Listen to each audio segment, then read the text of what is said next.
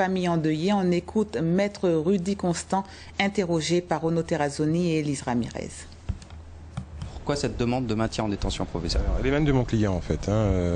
Il a, comme vous l'avez vu, puisque vous avez assisté au débat, beaucoup de difficultés à accepter ce qui s'est fait.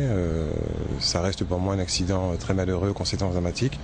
Lui, pour l'instant, par respect pour les victimes, pour les familles des victimes, il a bien conscience du chagrin qu'il a pu provoquer autour de lui. Il m'a fait cette demande express de ne pas m'opposer à la détention provisoire. On a demandé un accompagnement psychiatrique pour lui, parce qu'il faut quand même qu'il arrive à surmonter cela. Alors ça va prendre du temps.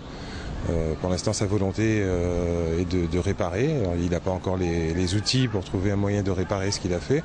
Je lui fais confiance parce que c'est quelqu'un qui avait un avenir et qui n'est pas un délinquant, qui n'était pas destiné à se retrouver dans ce genre de situation. Il a 21 ans. C'est un jeune. Il a fait ce que font beaucoup de jeunes. Il s'est amusé avec ses amis, il a rendu service à des camarades, parce qu'il ne faut pas oublier qu'il a fait 3 trajets successifs pour emmener ses amis, qu'il est revenu dans l'endroit où se déroulait la fête pour donner un coup de main pour le nettoyage quand tout le monde était rentré dormir.